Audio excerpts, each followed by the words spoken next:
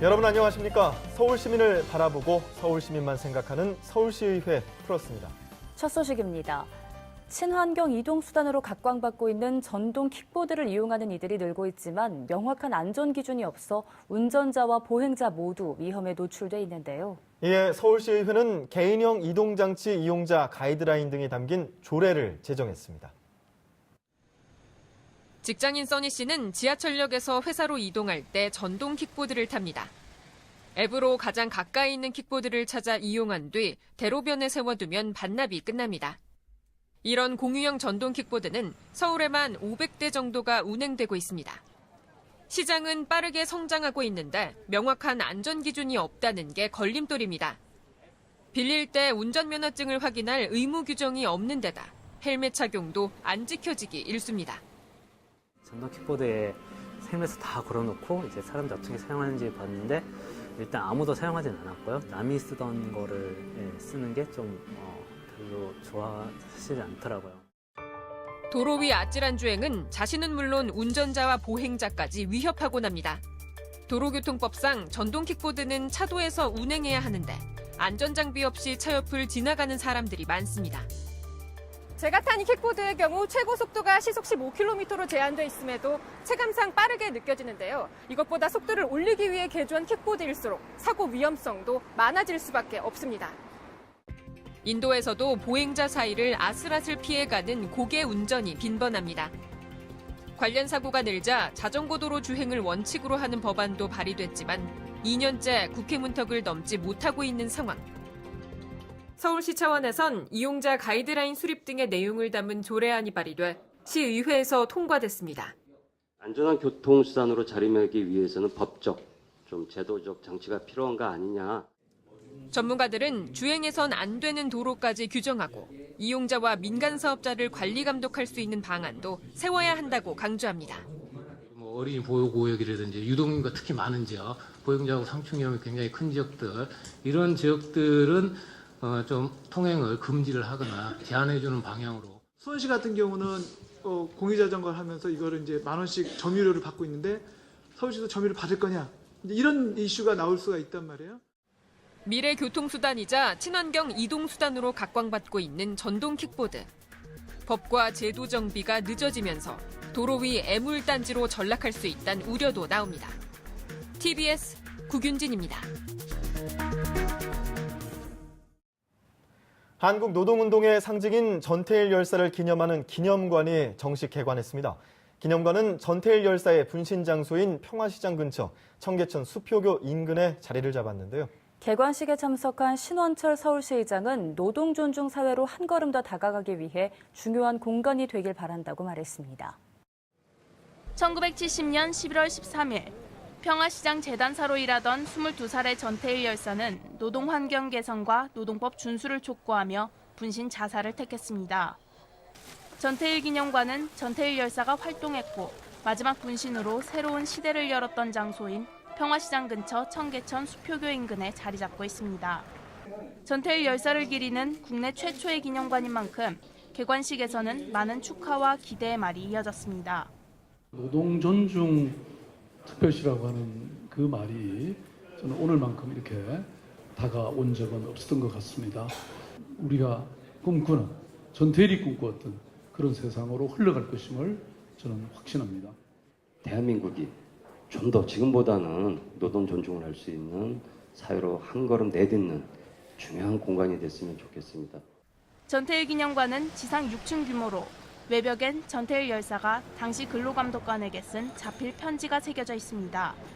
공장에서 일하는 여성들의 열악한 근로 조건을 개선해달라고 요청하는 내용입니다.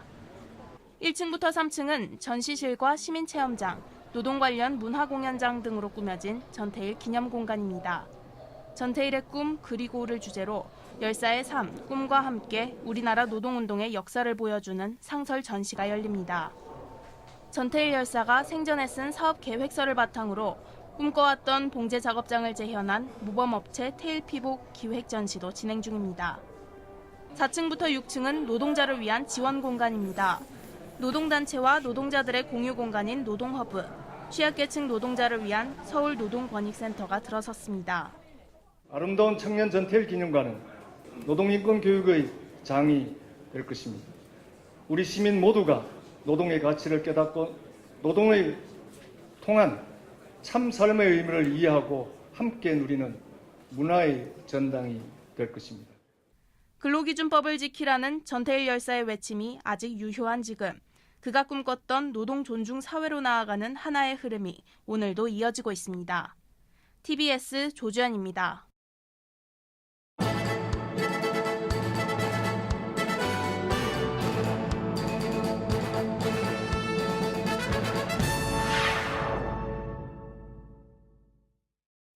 서울시의회와 국민권익위원회가 지방의회 청년문화 조성을 위한 업무 협약을 체결했습니다. 신원철 서울시의장은 국민들이 요구하는 정치권의 청렴도 수준이 높아지고 있는 만큼 전국 17개 광역시도의 맏형인 서울시가 청년문화를 이끌어갈 수 있도록 시의회 차원에서 노력하겠다고 말했습니다.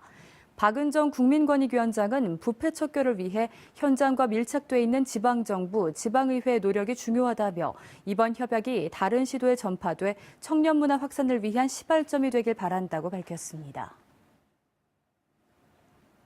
서울시의회가 겸직 제한, 영리행위 금지, 친인척 채용 배제 등 내용을 담은 자정노력 결의서를 만들었습니다. 결의서를 보면 앞으로 정책 지원 전문 인력을 도입할 때 의원 친인척 채용을 배제하고 그 절차를 법제화해 의원이 임의로 채용할 수 없도록 했습니다. 또 공무상 국외 연수의 사전 심의를 강화하고 심의 내용과 예산 내역을 공개하며 성과 보고회 개최를 의무화했습니다. 겸직의 경우 신고 내용을 공개하도록 했으며 신고 위반에 대한 징계 규정이 도입됩니다. 제286회 서울시의회 임시회가 지난달 30일 3차 본회의를 마지막으로 16일간의 일정을 마무리하고 폐회했습니다. 4월 30일 열린 본회의에서는 개인용 이동장치에 대한 이용자 가이드라인 수립 등의 내용을 담은 조례 등 104개 조례안과 동의 건의안, 청원을 비롯해 모두 124개 안건이 처리됐습니다. 서울시의회는 오는 6월 10일부터 19일간 제287회 정례회를 열어 시정 질문과 2018년도 결산 승인, 안건 처리 등을 진행할 예정입니다. 서울 아레나 복합문화시설 민간 투자 사업 추진 동의안이 서울시의회 본회 의결로 국내 최초 K-팝 전문 공연장 서울 아레나가 민간 투자 사업으로 확정됐습니다. 서울 아레나 복합문화시설 조성 사업은 피막에서 시행한 적격성 조사 결과 사업 추진의 타당성과 민자 사업 추진의 적격성을 확보했습니다. 이 사업은 오는 2020년부터 2023년까지 총 사업비 5,284억 원 전액을 민간 자본으로 투입해 준공과 동시에 소유권이 서울시에 귀속되고 서울시는 민간 사업자에게 30년간 운영권을 부여하는 수익형 민간 투자 방식으로 추진합니다. 김용성 서울시의원은 2024년 서울 아레나를 개장해 도봉구를 일자리 중심의 음악도시로 변화시키는 계획에 가속이 붙을 것이라고 전하며 지역경제 활성화와 국제문화 경쟁력, 관광산업 성장을 이끌 것으로 기대된다고 말했습니다. 이경선 서울시의원은 지난달 30일 서울시 녹색건축물 활성화 방안 마련 정책 토론회를 개최했습니다. 이날 토론회는 서울시 녹색건축정책 추진 현황을 점검하고 급변하는 기후변화에 대응할 수 있는 다양한 정책 수단과 국내외 사례들을 살펴보기 위해 마련됐습니다. 발제자로 참석한 전문가들은 현 서울의 녹색건축정책 추진 현황에 대한 점검에 이어 도시재생 연계형 건축물 에너지 효율화 방안, 미국과 국내의 녹색건축물 추진 사례를 살펴보며 발전 과제 등을 지시했습니다. 이경선 의원은 이날 논의된 사안들을 정책에 반영시켜 건강한 녹색 도시 서울을 만드는 데 최선을 다하겠다고 말했습니다.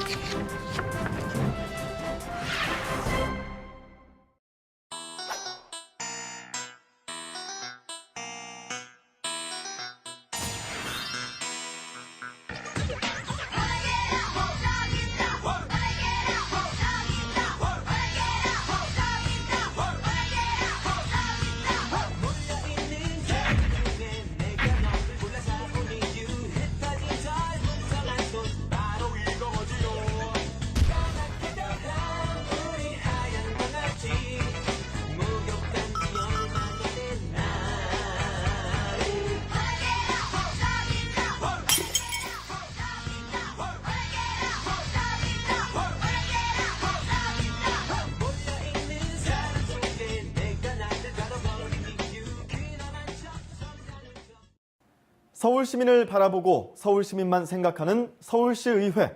결코 멀리 있지 않습니다. 조례를 알면 서울시의회가 더 잘 보입니다. 서울시의회에서 발의 제정한 조례를 알기 쉽게 소개해드리는 손에 잡히는 조례 시간입니다. 반려동물을 키우는 사람들이 늘어나면서 반려견과 함께 여행을 떠나거나 나들이를 즐기는 이들이 늘어나고 있습니다. 하지만 활동성이 뛰어난 반려견들은 여행과 나들이 외에도 언제 어디서나 뛰어놀 수 있는 공간이 필요한데요. 이에 서울시의회가 동물복지를 위한 개정 조례안을 발의했다고요? 네, 그렇습니다.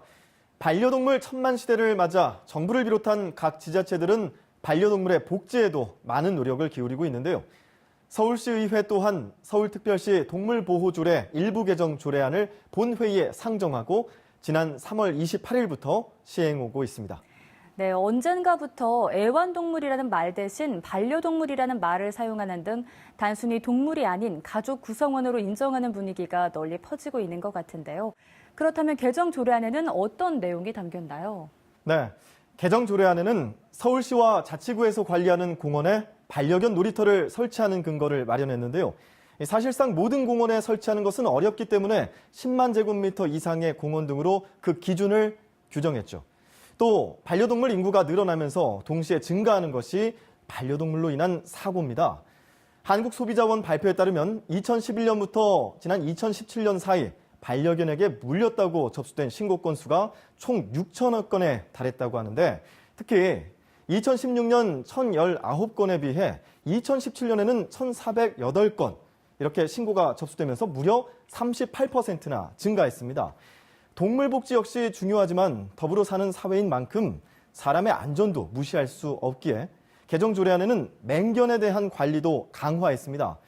맹견이 사람에게 신체적 피해를 주는 경우 시장 또는 구청장은 소유자의 동의 없이 맹견에 대해 격리 조치를 할 수 있게 했고요.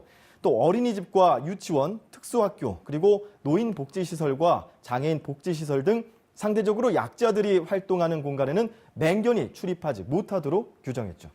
네, 내 형제 또 내 자식 같은 반려동물이지만 훈련과 교육이 필요한 동물이라는 사실도 잊지 않아야 할 텐데요. 사실 동물 복지를 위한 서울시의회와 서울시의 노력은 꾸준히 진행돼 온 것으로 알고 있습니다. 기존의 동물 복지를 위해 시행되고 있는 정책에는 어떤 것들이 있는지 궁금한데요. 네, 우선 반려동물이 낯설고 무서운 사람도 있다는 사실을 간과해서는 안 되겠죠. 서울시 교육청은 이를 위해 작년부터 1에서 2학년 초등학생을 대상으로 동물복지 교육을 실시해오고 있는데요. 교육 내용에는 내 동물 친구를 소개해요. 주변 동물 친구를 찾아봐요. 동물도 가족이에요. 동물도 감정이 있어요. 이렇게 4가지로 구성되어 있습니다. 또 서울시는 전국 최초로 동물보호부서를 신설하고 다양한 정책을 펼치고 있는데요. 위급한 유기동물 구조와 치료, 입양 등 종합 서비스를 제공하는 동물복지지원센터를 설치해 안락사 제로화를 위한 기반을 마련하기도 했고요. 반려동물 이상행동 교정 교육 등을 진행하는 서울 반려동물 교육센터를 설립해 동물로 인한 사람들 사이의 갈등 해소에도 많은 노력을 기울이고 있습니다. 네, 시민들의 인식 개선은 물론 동물들의 건강에도 실질적으로 도움이 되는 정책들이 활발하게 진행되고 있는 것 같은데요. 이런 가운데 서울시는 지난 3월 동물 공존도시 기본계획을 발표하기도 했죠. 네, 그렇습니다. 서울시는 오는 2021년까지 반려견 12만 마리의 내장형 등록집 시술비를 지원하기로 했고요. 서울대 수의과대학을 유기동물 응급구조기관으로 지정해 24시간 운영하고 동물의 질병비와 안전사고 책임도 보장하는 입양보험을 1년간 평균 20만 원까지 지급하겠다고 밝혔죠. 또 동물 복지를 위한 인프라도 더욱 확대됩니다. 현재 4곳에서 운영 중인 반려견 놀이터를 올해 10곳으로 늘리는데 반려동물 입양과 의료교육을 지원하는 동물복지지원센터도 권역별로 확충하고 패티객 교육도 확대할 방침이라고 밝혔습니다. 네, 세계동물보건기구에 따르면 건강하고 안락하며 좋은 영양 및 안전한 상황에서 본래 습성을 표현할 수 있고 고통과 두려움, 괴롭힘 등의 나쁜 상태를 겪지 않는 것을 동물복지의 내용으로 언급하고 있습니다. 서울시회 제도적 기반 마련으로 서울시가 이 동물복지에 한 걸음 더 다가갈 수 있을 것으로 기대가 되는데요. 앞으로도 동물과 시민이 공존하는 도시, 서울을 위해 다양한 정책이 펼쳐질 수 있길 바랍니다. 이승미 서울시 의원이 지난 25일 장애인의 날을 맞아 현장에서 교통약자 시민들과의 자리를 가졌습니다. 이날 간담회는 2019년 교통약자 이동 편의 증진 계획에 대한 설명과 함께 현장의 목소리를 직접 듣고 서로 소통하는 시간을 갖기 위해 마련됐습니다. 2019년 교통약자 이동 편의 증진에 대해 이 의원은 교통위원회 위원으로서 앞으로도 교통약자의 마음을 헤아리고 좋은 환경을 만들 수 있도록 감시와 견제의 끈을 놓지 않겠다며 서울교통공사뿐 아니라 서울시와 함께 사명감을 갖고 모든 교통약자 시민들의 의견을 충분히 수렴해 교통약자분들에게 진정으로 필요한 정책을 만들 수 있도록 최선을 다해 노력하겠다고 의지를 밝혔습니다. 김정환 서울시 의원은 지난달 24일 열린 노량진 청년 일자리 센터 개관식에 참석해 관계자들을 격려하고 청년들의 꿈이 이루어지는 산실 마련을 축하했습니다. 노량진 청년 일자리 센터는 중구 장교동에 운영 중인 청년 일자리 센터에 이은 서울시 제2호 청년 일자리 센터입니다. 센터는 2018년 9월 서울시 추가 경정 예산으로 확보된 15억 원과 구비 2억 원이 투자돼 동작구 노량진로에 위치한 고려교육타워 2, 3층에 연면적 759.49제곱미터 규모로 조성됐습니다. 개회식을 비롯한 공식 일정에 자리를 함께한 김 의원은 센터의 건립을 통해 청년 인구 비중이 높아 잠재적 실업자가 지속적으로 상존하는 노량진 지역에 다양한 취업 정보와 청년 지원 프로그램이 제공돼 청년 실업 해소에 기여할 것으로 기대한다고 말했습니다. 이어 구립시설로 운영될 예정이지만 청년들에게 질 높은 취업 정보와 취업 지원 프로그램 등이 제공될 수 있도록 적극적인 지원을 바란다며 서울시 관계당국의 꾸준한 관심과 지원을 당부했습니다.